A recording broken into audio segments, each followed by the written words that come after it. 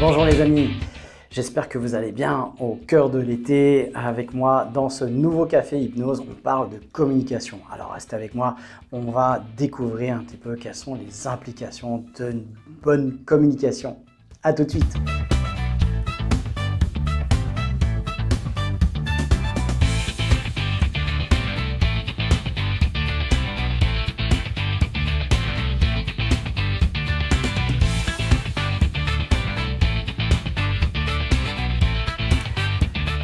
Bonjour à tous, j'espère que vous allez bien en cette belle journée, un peu chaudement, et en tout cas dans la région où je suis, on a des grosses chaleurs en ce moment.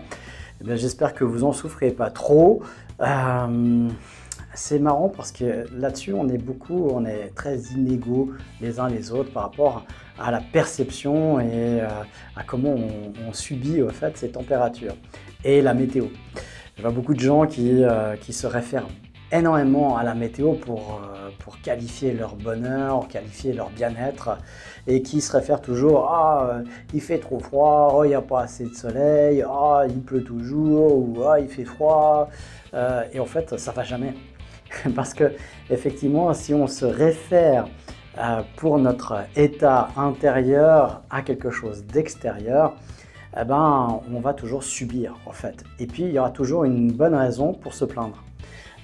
Observez, je ne sais pas comment c'est pour vous, je vois beaucoup de gens qui sont toujours en train de se plaindre, et c'est les mêmes qui se plaignent quand il fait trop chaud et quand il fait trop froid, ou quand il pleut, ou quand il y a trop de soleil, en fait ils ne sont jamais contents.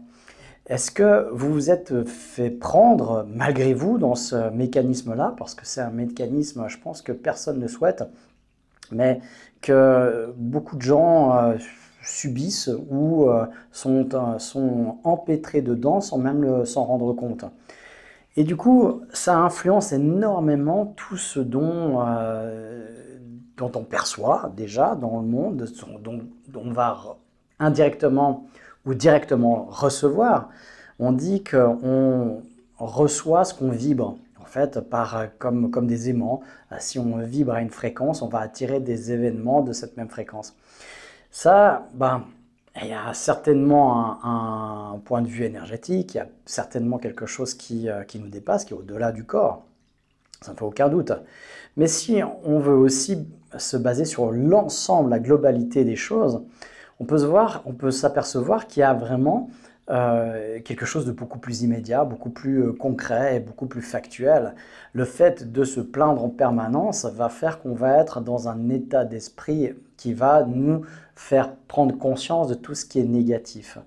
On va s'orienter, et c'est une faculté de notre cerveau qui s'appelle le système activateur réticulaire, qui va laisser passer au cerveau conscient en fait tout ce dont on lui a dit d'être filtré. Et donc si c'est le négatif, on va voir que du négatif. Et du coup, on va être négatif et du coup, chaque chose qu'on va voir sur notre chemin de vie, dans notre quotidien, dans la journée, va être du négatif. Ce qui fait qu'à force de répétition, on va passer une année de merde, on va passer un mois de merde, une saison de merde. Et on ne se rendra pas compte qu'au fait, c'est une tournure d'esprit qui nous a provoqué au fait ce focus sur les choses négatives et qui avait énormément de choses positives autour de nous, malgré toutes les choses négatives qui étaient aussi présentes, mais qu'on a laissé émerger, on a laissé dans notre focus que le négatif. Et ça va nous faire prendre des opportunités négatives plutôt que les opportunités positives, parce que les opportunités positives, on ne va pas les voir. On va juste voir ce qui est négatif. Et ça, c'est vraiment vicieux parce que c'est une partie de notre cerveau qui veut nous protéger, qui va enclencher la perception des dangers et donc nous orienter a priori dans quelque chose plutôt négatif que positif. Et ça, nous, par l'évolution humaine, par notre évolution personnelle, on peut prendre le contrôle de notre cerveau parce qu'il y a 3 parties à notre cerveau. On va se les rappeler, le cerveau instinctif, reptilien, c'est la reproduction et la survie. Donc 2 parties schématiquement, on schématise à coup de serpe là. Voilà. Deuxième partie, on est sur des réactions émotionnelles. Donc instinctive premier, émotionnelle la deuxième, qui est à la base de toutes nos décisions et toute notre mémorisation. Donc ça, voilà, c'est hyper important. On aura l'occasion d'en parler, on en a déjà parlé aussi. Et puis il y a le néocortex, qui est à la base tous nos automatismes, tous nos apprentissages automatisés, la créativité aussi, et puis énormément de choses qu'on va, voilà, on va jamais de toute façon les citer de manière exhaustive. Mais dans cette partie-là, on a situé le conscient dans le préfrontal, qui est vraiment dans la dernière couche, et puis voilà, très petite, qui est à la base vraiment pas nos décisions, parce que nos décisions sont émotionnelles, mais de notre conscience, c'est-à-dire notre conscience de nous-mêmes, et quelque part nos choix. Nos choix influencés évidemment par toutes les autres couches. Et donc, ce choix, il peut être prédominant, il peut prendre l'ascendant sur toutes les autres couches quand même. C'est-à-dire que je peux avoir envie de prendre du chocolat, et puis voilà, on sait que dans l'envie et puis dans les décisions, c'est toujours l'envie qui prédomine. Toujours est-il que je peux aussi dire non, je n'en prendrai pas aujourd'hui, et d'y arriver. Voilà. Et donc ça veut dire que notre inconscient, toutes les parties émotionnelles qui ont déjà décidé qu'on allait en prendre, elles peuvent être avortées, elles peuvent être coupées. Et ça, c'est, on va dire, le capitaine du bateau. Le capitaine du bateau, c'est vous dans votre vie, et c'est vous dans vos choix. Je dirais que moi, dans la pratique, alors je ne peux pas l'expliquer ça scientifiquement, mais dans la pratique de la vie, on a des impulsions. Et plus on vit dans nos impulsions instinctives, plus on est dans un fonctionnement inconscient, et qu'on va être manipulé par l'extérieur, mais aussi par l'intérieur, et surtout par l'intérieur. Toute manipulation extérieure agit sur la manipulation intérieure, donc au final c'est toujours de l'intérieur. Mais moins on est conscient des choses, et plus on est dans des fonctionnements automatiques qui sont comme le lit d'une rivière qu'on suit, et on n'a pas le choix. Et plus on va avoir conscience des choses, conscience de soi-même, conscience de son environnement, conscience de son fonctionnement, ça passe par la connaissance de soi évidemment, plus on va être aux commandes de ses choix, aux commandes de ses envies, et puis pouvoir effectivement y accéder ou le construire. Et c'est tous les enjeux dont je parle depuis des mois dans ces vidéos de Café Hypnose. Donc s'éveiller en conscience, c'est hyper important. Et s'éveiller en conscience, comment on le fait? Par la connaissance de soi. C'est pour ça que j'ai écrit ce livre. Ça ne parle que de votre cerveau, de vous, de la connaissance de vous et de votre vie. Et de communication, justement. Parce que ça part, toutes nos influences intérieures vont se créer par deux chemins, deux biais cognitifs. Le premier, c'est de l'imaginaire, tout ce qu'on fait, toutes nos décisions, tout ce qu'on est amené à faire dans le mouvement de la vie, commence par un imaginaire. D'ailleurs, vous pouvez prendre tous les objets que j'ai autour de moi et tous les objets que vous avez autour de vous, même cette tasse.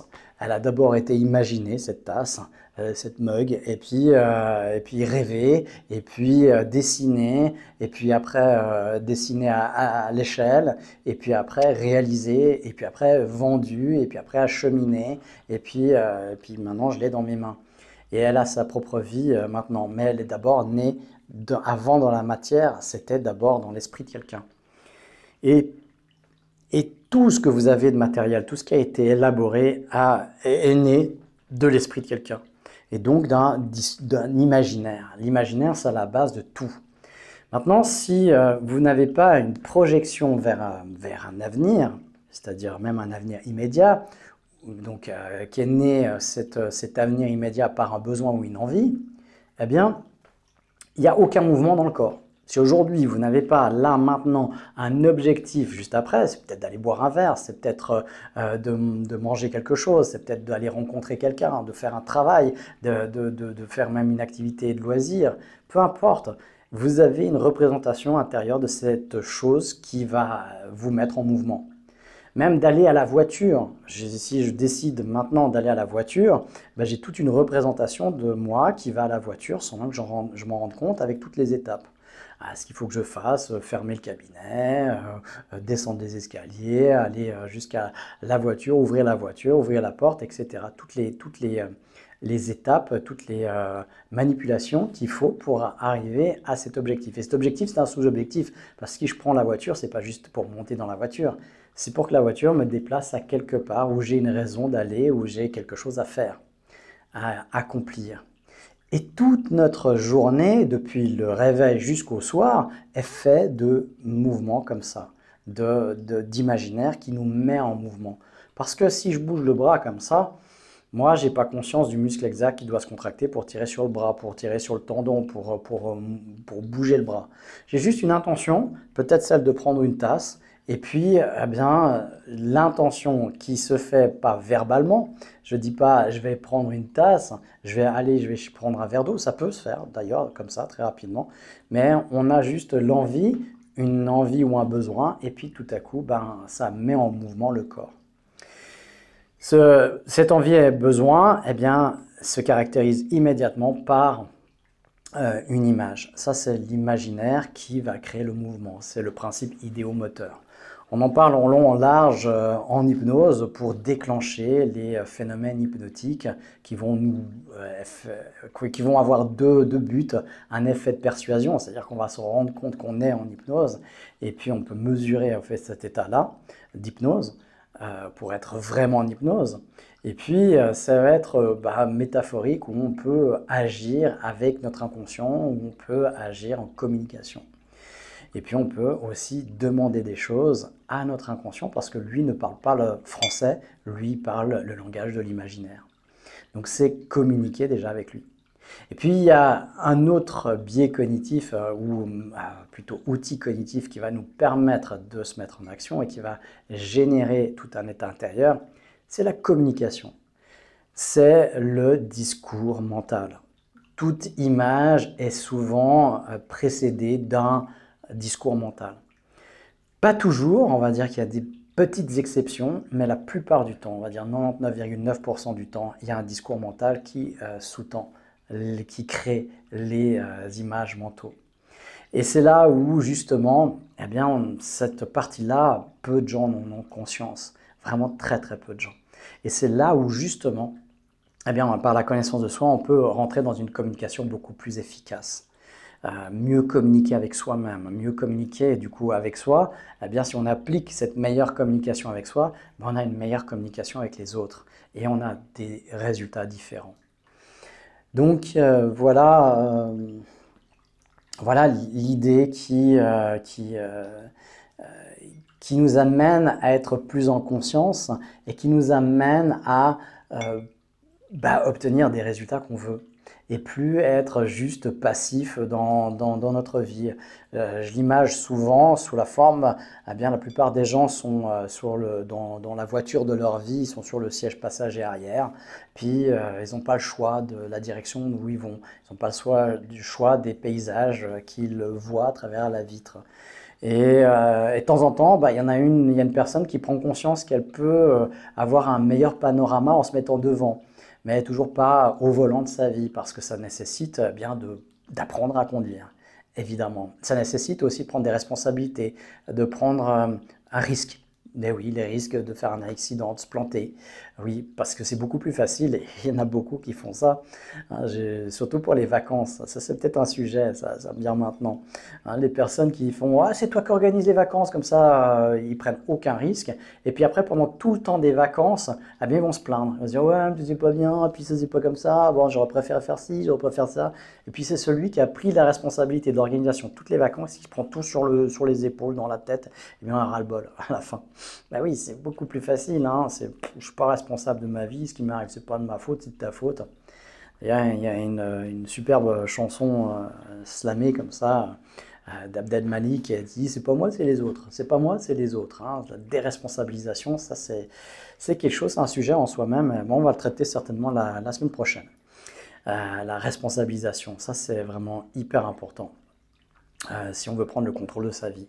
Et donc, ça demande cette responsabilisation d'un coup de descendre de la voiture, c'est mieux si elle est arrêtée, donc c'est prendre un temps pour soi, de se faire le point, descendre de la voiture, puis de monter, et puis d'apprendre comment on conduit la vie. Eh bien, encore une fois, tout ça, c'est dans des cours qu'au Centre Aura, on prodigue en présentiel, en ligne ou à travers des écrits. C'est à votre disposition.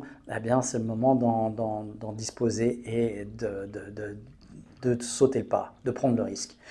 Oui, il y a tout et n'importe quoi sur Internet, c'est vrai, sur les sites Internet, sur les formations. Faut tester. Là, vous prenez un risque aussi, et puis vous avez déjà testé, vous avez déjà été déçu peut-être.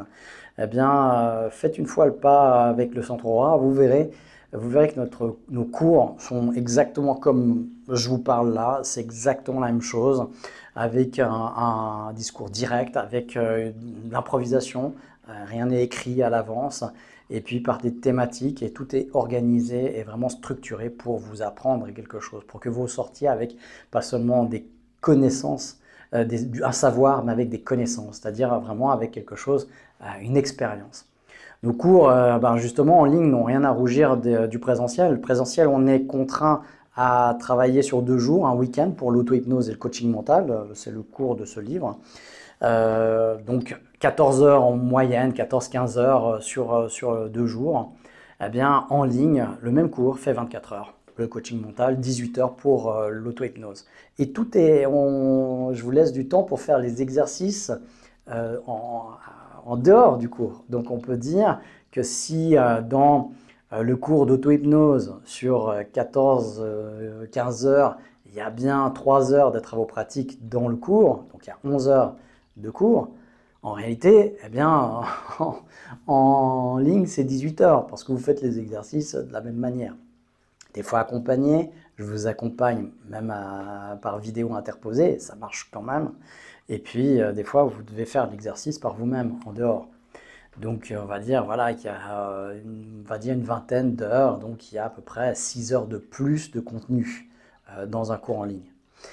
Mais il y a un défaut, c'est que je ne suis pas derrière vous, vous n'êtes pas contraint à le faire sur des horaires, c'est vous qui devez être autonome. Responsabilisation. Alors ça permet d'éviter le déplacement, les frais de nourriture pour le repas, de consacrer un week-end entier et complet, mais par contre, voilà, vous avez toute la même chose autrement. Donc ça dépend, il y a des gens qui préfèrent en présentiel parce qu'ils ont besoin de cette contrainte pour s'y mettre, puis d'autres qui sont tout à fait autonomes et qui arrivent très bien à suivre le cours. Je dirais qu'un cours d'auto-hypnose ou de coaching mental, il faut se consacrer du temps tous les jours pendant 2 ou 3 semaines. Et puis en 3 semaines, vous avez fait le coaching mental, en 2 semaines, vous avez fait l'auto-hypnose. Mais ça, c'est à vous vous avez le temps donné, il fait 18 heures, vous le divisez sur le temps que vous avez et ça va vous prendre ce temps-là et il faut s'y mettre. Voilà, c'est tout, c'est la discipline. Encore une fois, il y en a qui arrivent très bien à le faire par eux-mêmes et puis d'autres qui c'est pas à leur portée. Alors venez en présentiel, on le donne aussi en présentiel. Et puis, eh bien, pour tous ceux qui ont envie de se plonger dans l'hypnose parce que c'est une passion, parce qu'ils ont envie de se former, parce qu'ils ont envie d'aider les autres, parce qu'ils ont envie d'ouvrir un cabinet. Et c'est des gens sérieux et qui veulent se donner les moyens. On prend voilà, des gens qui veulent faire kinésiologie, c'est 2 à 3 ans minimum pour arriver à ouvrir leur cabinet. Massage, c'est 1 année et demie, 2 ans aussi. On va dire coaching, 1 année, minimum 1 année, voire 1 année et demie, pour pouvoir ouvrir son cabinet, être certifié. Eh bien, je ne vois pas pourquoi en hypnose on le ferait en 3 mois. Et pourtant, il y a des écoles qui proposent ça en 3 mois. Eh bien, chez nous, au Centre Aura, on fait les choses sérieusement pour des gens qui ont envie d'être thérapeute sérieusement. Eh bien, voilà, on va se prendre aussi 2 ans pour être certifié sur une base et puis avec des possibilités d'étendre ses connaissances parce qu'ici on forme dans toutes les formes d'hypnose et pas juste à lire des protocoles ou juste à faire une forme d'hypnose qui ne sera pas accessible ou dans la sensibilité de tout le monde. Un de mes anciens en hypnose comparait l'hypnose à de la musique. Il y a des gens qui adorent le jazz, d'autres qui détestent, d'autres qui aiment la musique classique, d'autres qui n'aiment pas du tout, d'autres c'est le hard rock. Eh bien, dans les hypnoses, c'est pareil. Il y a de l'hypnose classique, ericksonienne, nouvelle hypnose, PNL et hypnose associante. Il faut savoir, eh bien, voilà, ses affinités. Et on peut comprendre très vite en tant que thérapeute les affinités d'une personne. Est-ce qu'elle aura plutôt besoin et d'affinité pour de l'hypnose classique, ericksonienne, nouvelle hypnose, PNL ou de l'hypnose associante. Et là, du coup, vous, quand vous apprenez toutes les formes d'hypnose, vous pouvez communiquer avec et aider toute personne qui a besoin de vous. Et c'est ce qu'on fait vraiment de mieux au centre Aurora. Voilà, voilà, nouveau Café Hypnose. On se retrouve la semaine prochaine pour parler de responsabilité. Et sinon, eh bien, on se donne rendez-vous jeudi prochain pour le Café Hypnose Expérience. On fait l'expérience de l'hypnose en immersion. Voilà, petit cadeau comme ça qu'on vous offre.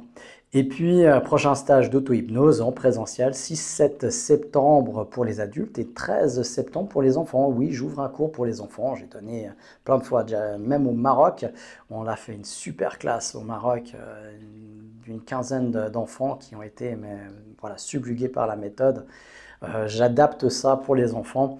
Et oui, pour un adulte, c'est souvent 2 week-ends pour bien maîtriser l'outil. Un enfant, c'est une journée. Voilà. Une journée, pourquoi? Parce qu'il n'a pas des freins mentaux que les adultes ont, les besoins d'explications scientifiques et tout ça. On peut aller beaucoup plus vite et beaucoup plus direct avec les enfants. Et oui, c'est ce qu'on perd quand on est adulte, c'est cette espèce d'esprit critique qui est bien, hein, je ne critique pas l'esprit critique, mais il nous empêche dans beaucoup de circonstances d'avancer beaucoup plus fluidement et facilement. Alors voilà, donc les prochains rendez-vous 6-7 septembre, auto-hypnose pour adultes, c'est le week-end. Et puis le week-end, le samedi du 13 septembre, eh bien c'est pour les enfants. Je vous souhaite une excellente journée et puis on se retrouve jeudi pour l'expérience hypnotique le soir, 21h-21. À jeudi, bonne journée.